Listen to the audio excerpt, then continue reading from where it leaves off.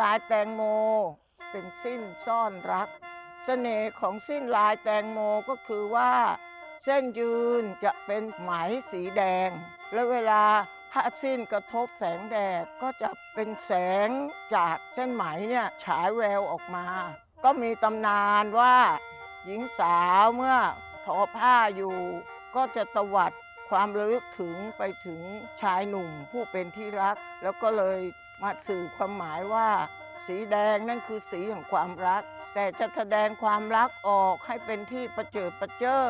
ก็จะเป็นที่ตำหนิว่าไม่รักนวลสงวนตัวก็ทอเส้นสีดำนั่นทับ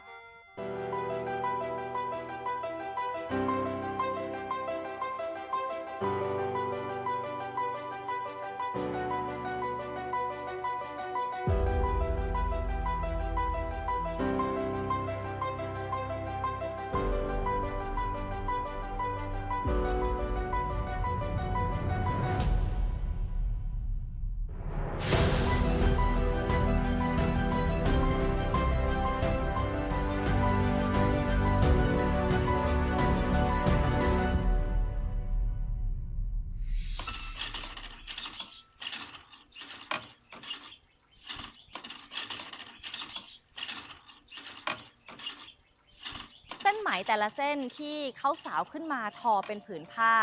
มีความสำคัญอย่างมากต่อวิถีชีวิตของชาวไทยทรงดำเพราะเขาต้องใช้ผ้าไหมในพิธีกรรมต่างๆตลอดชีวิตตั้งแต่เกิดจนตาย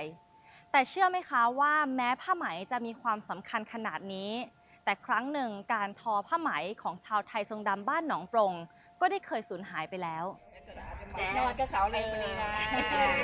พวกแม่ดีแม่ก็ดีเสาเอาไปเลย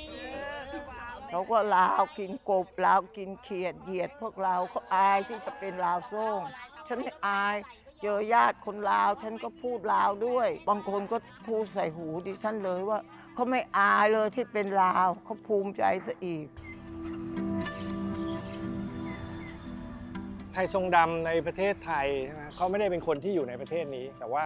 เขาถูกกวาดต้อนมาคือมีหลายระลอกถ้าพูดถึงครั้งใหญ่ๆเนี่ยสมัยพระเจ้ากรุงธนบุรีสมัยรัชกาลที่3แล้วก็สมัยรัชกาลที่5นะครับนี่การกวาดต้อนมาเนี่ยมันเป็นเรื่องของวิธีการสร้างบ้านแปลงเมืองนะครับของคนสยามที่เมื่อไปรบทัพจับศึกที่ไหนเนี่ยก็จะกวาดต้อนผู้คนมาเป็นกำลังเสริมกำลังของตัวเองเขาซับม้าทั้งซับเป็ดไล่นี่แต่คนลาวก็อื่นซับเราซับม้าทั้งซับไก่มัดปิ่นแปะแขนเสาะแนวหลังกลางสันหลังป้องคืออึ้งอ่อเบือนหาผุนล้าวโตจ้ากลุ่มหนาพอเบิงสมปูเขาไล่มาเหมือนไล่เป็ดไล่ไก่อย่างคนจีนส่วนหนึ่งก็อาจจะสมัครใจมานะหรือว่าคนมอญส่วนหนึ่งก็อาจจะสมัครใจมาแต่คนกลุ่มนี้ไม่ได้สมัครใจมาแล้วเขาไม่รู้ด้วยซ้ำว่ามันอยู่ที่ไหนมันไกลมาก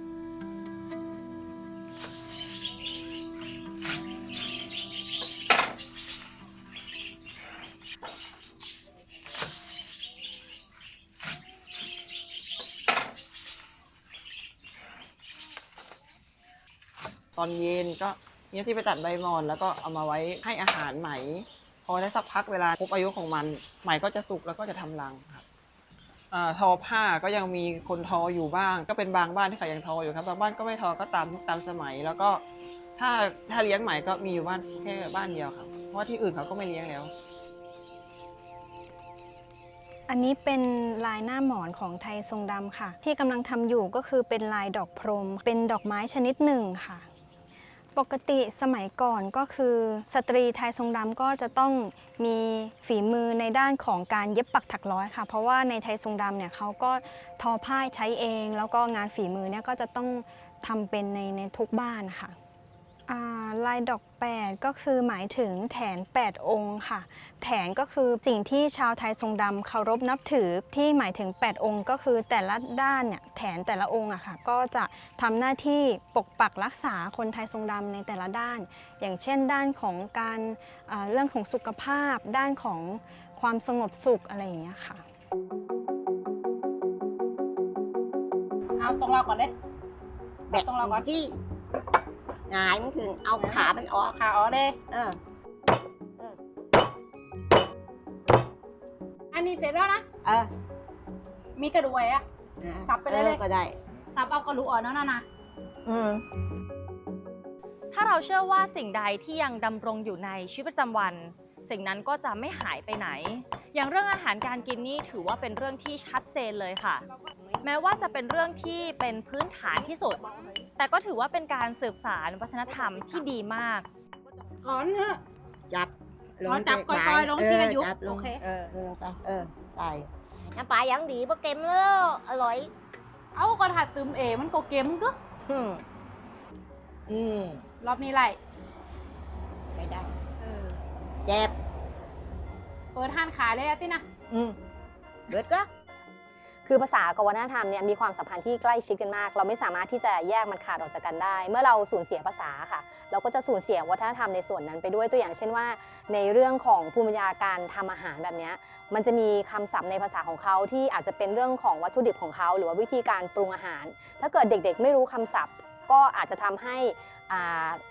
เครื่องปรุงหรือว่าสูตรอาหารต่างๆเหล่านั้นหายไปด้วย แล้วนอกจากนี้ในเรื่องของคุณค่าความเชื่อต่างๆ มันก็จะมีคำศัพท์ที่อาจจะเป็นเรื่องของ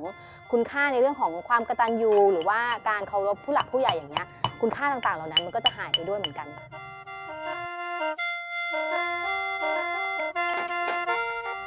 หลังจากที่ปรุงเสร็จพวกเขาก็จะช่วยกันจัดสำรับป้าตงหรือเครื่องเส้นบรรพบุรุษที่บ้านเขานี่แหละค่ะ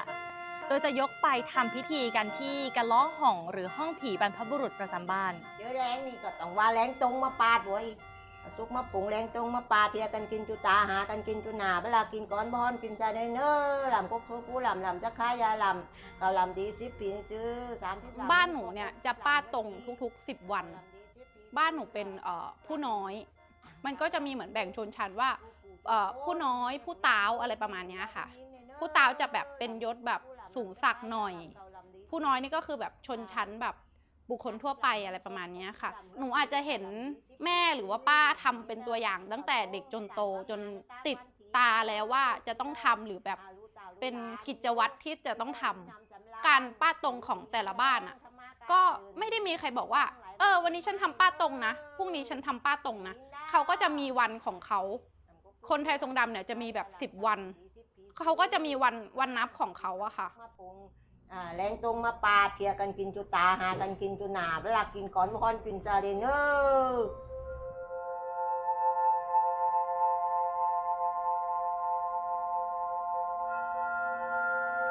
คือผมมาเรียนภาษาไทยดำเนี่ยกับครูผมซึ่งเป็นคนไทยดำตอนที่อยู่ที่ประเทศเวียดนามผมเนี่ยเดินทางมาถิ่นของคนไทยทรงดำเนี่ยในประเทศไทยเนี่ยที่หลังด้วยซ้ำนะฮะแล้วก็ผมก็อยากรู้ว่าแล้วที่เนี่ยที่ห่างกันมานานแล้วเนี่ยเป็นยังไงก็จะเจอคนที่รุ่นวัยประมาณ60-70 ขึ้นไปเนี่ยนะครับอันนั้นจริงๆเมื่อ10 ปีที่แล้วตอนนี้ก็คนเหล่านี้ก็ประมาณ70-80เนี่ยนะครับจะพูดภาษาแทบจะเหมือนกับที่ผมพูดหรือเรียนมาจากที่เวียดนามเลยนะฮะ เด็กรุ่นใหม่นี้ก็ไม่ค่อยพูดกันแล้วนะคะอันนี้หนูก็เศร้าใจเหมือนกันอย่างหลานหนูเนี่ยก็ไม่พูดไทยทรงดำเลยแต่ว่าฟังออกบางคนเนี่ยก็พูดไม่ได้แล้วเพราะว่าอย่างพ่อแม่เขาสื่อสารด้วยภาษาไทยไม่ได้พูดภาษาลาวกับลูก หนูไม่แน่ใจว่าเป็นเพราะว่าผู้ปกครองหรือว่าเด็กที่ไม่สนใจเพราะว่าเด็กเดี๋ยวนี้ค่ะจะต้องบอกว่าไม่ได้เลี้ยงดูโดยพ่อแม่เป็นหลักส่วนมากจะเหมือนแบบจ้างเลี้ยงอะค่ะเพราะว่าพ่อแม่จะต้องเหมือนแบบไปทำงานเด็กไม่ได้รับการดูแลแบบด้านภาษาจากพ่อแม่หรือว่าปู่ย่าตายายอะค่ะพอเด็กโตขึ้นอะเด็กจะไม่รู้จักภาษาไทยทรงดำเลยเด็กจะแค่ฟังออกแล้วก็ตอบด้วยภาษาไทยค่ะ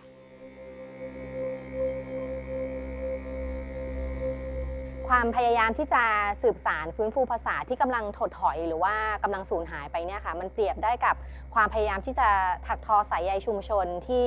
ขาดหายไปด้วยปัจจัยทางสังคมประวัติศาสตร์ที่มันเคยเกิดขึ้นมาในอดีตร่วมไปกับวิถีชีวิตในปัจจุบันที่มันเปลี่ยนไปมันทำให้เด็กๆในชุมชนเนี่ยค่ะไม่ตระหนักถึงคุณค่าของค ความรู้ภูมิปัญญาของเขาแล้วก็ไม่รู้ประโยชน์ของการรู้ภาษาของตนเองแล้วมันก็จะยังมีประเด็นเรื่องของช่องว่างระหว่างวัยที่เป็นประเด็นในระดับครอบครัวแล้วก็ชุมชนของเขาค่ะ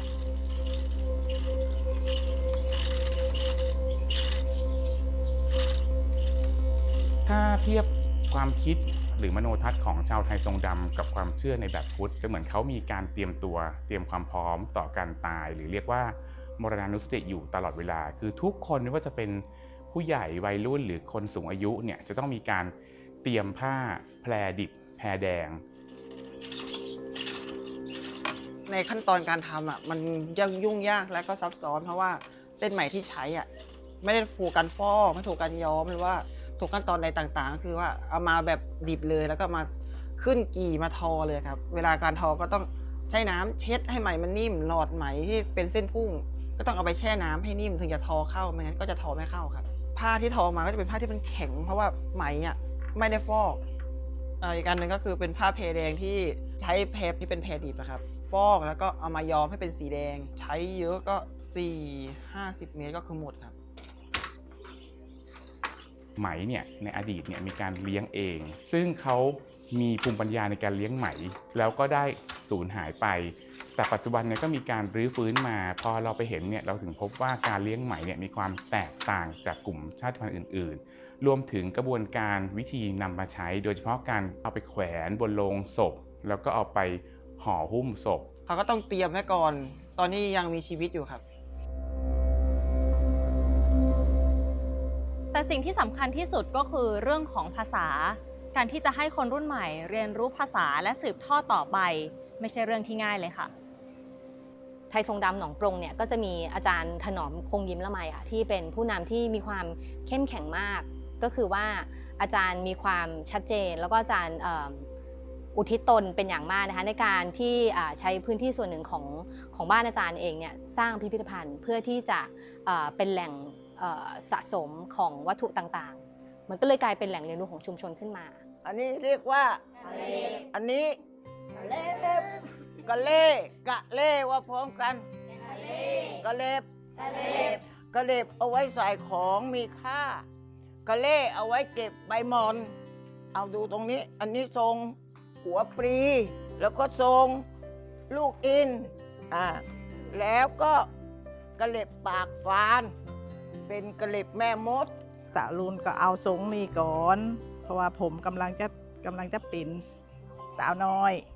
แล้วก็จะเอ็ดทรงนี่ก็ตั้งท่าเอ็ดนั่นที่ก่อนกิบไว้เด็กมาช่วยเหลืออะไรมั่งก็มาช่วยเป็นเพื่อนเขาแล้วก็มาช่วยซึมเข้าไปด้วยการเล่นให้ความรักให้อะไรต่ออะไรอย่างเนี้ยเขาก็มาการสืบสานภาษาในโครงการของเราค่ะเราทำผ่านกิจกรรมทางวัฒนธรรมไม่ว่าจะเป็นการทอผ้าเย็บลายหน้าหมอนจักสานหรือว่าการใช้สื่อภาษาออนไลน์ต่างๆซึ่งการสอนผ่านกิจกรรมทางวัฒนธรรมค่ะนอกจากที่จะช่วยสืบสานวัฒนธรรมแล้วเนี่ยยังเป็นการให้บริบทของการใช้ภาษาไทยทรงดำให้กับเด็กๆด้วยค่ะลองจับดูสิหนูลองส่งไปดูลองดูสีทำจากอะไรสีเห็นใครทำปากบอกว่าไหมนะไหมเก่งมากไหมมันจะนิ่มเห็นไหมก็ได้เข้าไปมีส่วนร่วมในการให้ความรู้เด็กๆในเรื่องการ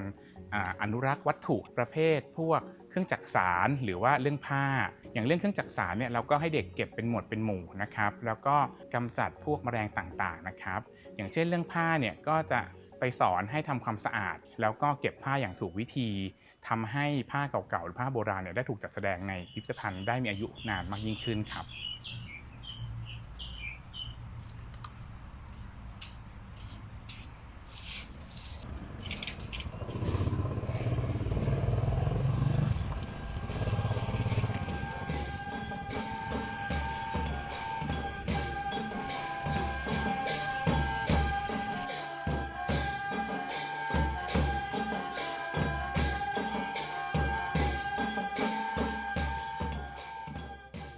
ที่โรงเรียนวัดหนองปรงบุญมานุสรณ์นะคะเราได้บรรจุลงในหลักสูตรของโรงเรียนอยู่ในโครงสร้างหลักสูตรของโรงเรียน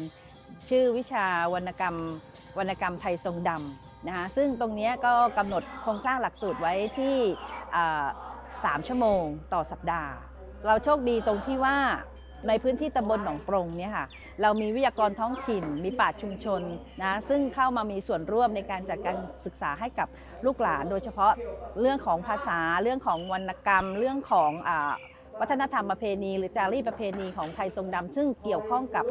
วิถีชีวิตของเราเนี่ยตั้งแต่เกิดจนถึงตายอะค่ะท่านก็จะไปเล่าไปสอนให้กับเด็กๆเราก็ได้เชิญคุณป้าขวัญเมืองอินทรสวนซึ่งท่านมีความรอบรู้ความเชี่ยวชาญในเรื่องของงานเย็บปักที่เรียกว่าเอื่อแสวนะคะคือการเย็บปักลายผ้านะคะการเย็บปักลายผ้าโดยใช้มือนะเป็นงานฝีมือใช้มือทำนะคะที่จะอาศัยจักรเย็บเนี่ยน้อยมากเข้ามาถ่ายทอดมาสอนให้กับนักเรียนของเรา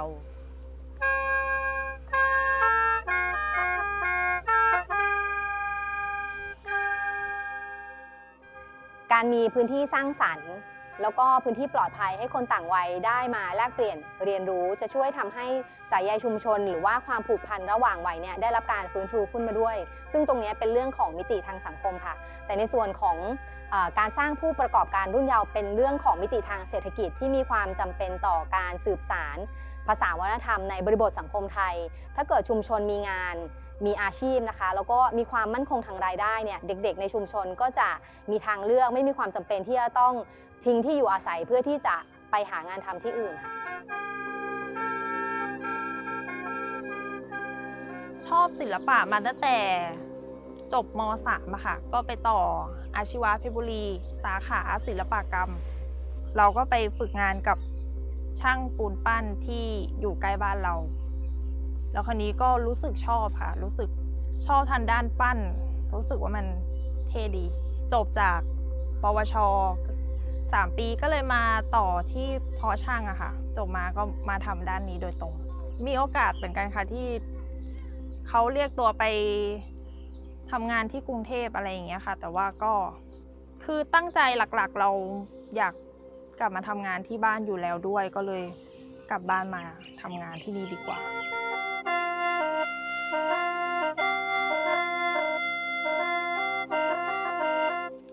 เริ่มเห็นปัจจัยที่ทำให้ภาษาและวัฒนธรรมของไทยทรงดำบ้านหนองปรงเข้มแข็งกันมากขึ้นไหมคะอย่างความเชื่อเรื่องของผีบรรพบุรุษเรื่องแถนก็ทำให้เกิดการสืบทอดพิธีกรรมหลายอย่างพิธีกรรมก็ทำให้ยังมีการใช้ผ้าต่างๆมากมายยังเกิดการสืบทอดเรื่องอาหารหรือการมีปราชญ์ชุมชนที่รวบรวมความรู้คอยบอกคอยสอนคนรุ่นใหม่บวกกับโรงเรียนเองก็เห็นความสำคัญในการจัดการเรียนรู้วัฒนธรรมของชาติพันธุ์ประกอบกับการมีนักวิชาการและนักวิจัยที่ลงพื้นที่มาศึกษาและอนุรักษ์องค์ความรู้ต่างๆที่สำคัญที่สุดคือเขามีการสนับสนุนให้เด็กๆมีส่วนร่วมและเด็กๆเองก็ให้ความร่วมมืออย่างดีซะด้วยค่ะตอนนั้นเราเริ่มจากการปรับปรุงพิพิธภัณฑ์นะคะก็มาช่วยรื้อช่วยจัดแบบข้าวของให้เป็นโซนเป็นหมวดหมู่อะค่ะเพราะว่าตอนแรกมันน่ากลัวแล้วก็เด็กๆในชุมชนก็สะท้อนออกมาว่าแบบไม่กล้าเข้ามาอะไรเงี้ยค่ะเด็กๆร่วมมือกับนักวิจัยคือช่วยกันจัดพิพิธภัณฑ์ปานถนอมที่มีอยู่แล้วสมัยให้มีความเป็นระบบมากขึ้นมีการติดตั้ง QR Code ตามจุดต่างๆเพื่อเชื่อมต่อฐานข้อมูลเพียงแค่มีโทรศัพท์มือถือเพื่อใช้สแกนเท่านั้นเราจะมีสโลแกนคือกินเล่นพิธีกรรมแล้วก็ตายค่ะซึ่งเด็กๆที่เข้ามาก็เราก็จะต้องเข้ามาเนี่ยมาเล่นลูกช่วงก่อนอันดับแรกหิวแล้วก็กิน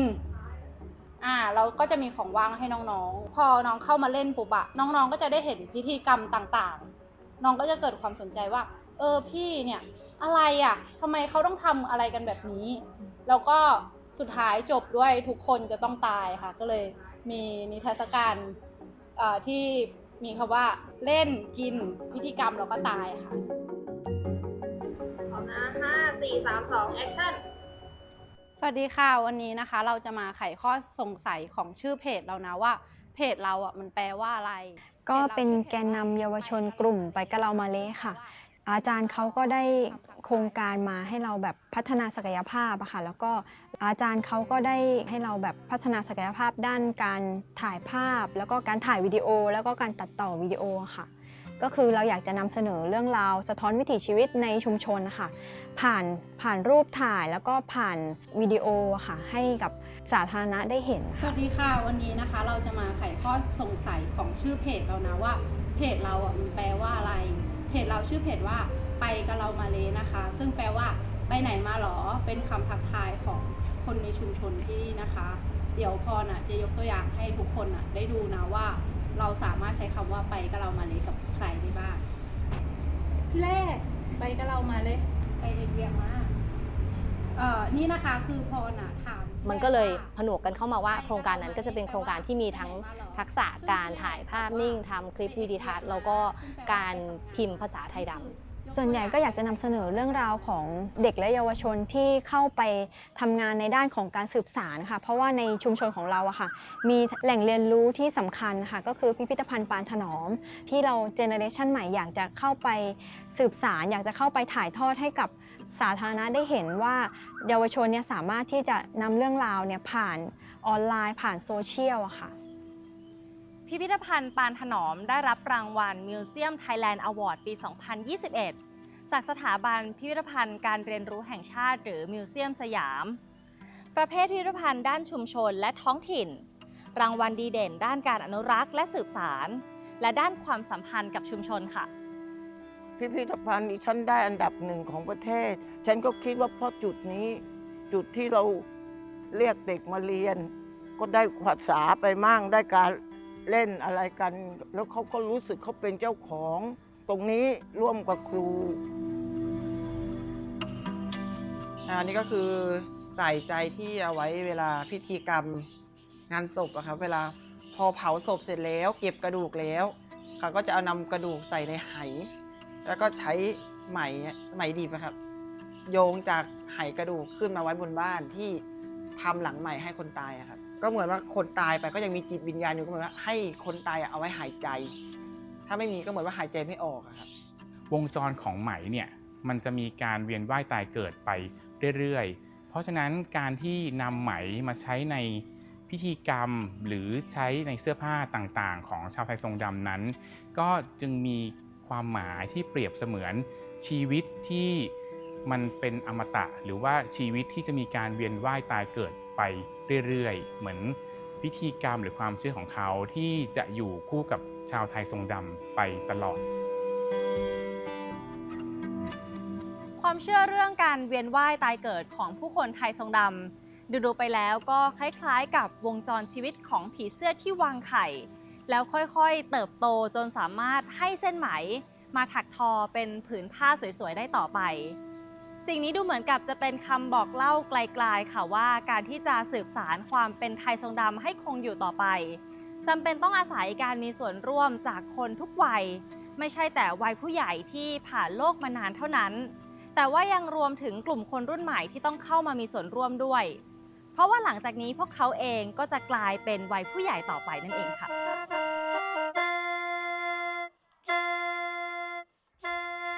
อยากชวนทุกท่านมามองให้ลึกลงไปในผืนผ้าไหมของชาวไทยทรงดำเราจะเห็นการถักทอสายใยและการดำเนินไปของชีวิตแบบชาวไทยทรงดำไหมแต่ละเส้นลวดลายแต่ละแบบล้วนเกิดจากภูมิปัญญาและถ่ายทอดเป็นภาษาของชุมชนจากรุ่นสู่รุ่นการผสมผสานระหว่างวิถีชีวิตดั้งเดิมกับวิถีชีวิตแบบใหม่ไปด้วยกันได้ในจังหวะที่ลงตัวบนกี่กระตุกได้ยืนเปรียบเหมือนผู้ใหญ่ในชุมชนได้พุ่งคือเยาวชนคนรุ่นใหม่ที่ร่วมกันร้อยรัดขึ้นมาเป็นผืนผ้าอันแสนจะงดงามผ้าไหมของไทยทรงดำคือภาพสะท้อนและสัญลักษณ์ของการสืบสานภาษาศิลปวัฒนธรรมที่คนทุกรุ่นในชุมชนยังคงช่วยกันสืบสานมรดกทางภูมิปัญญาเอาไว้ได้อย่างยั่งยืน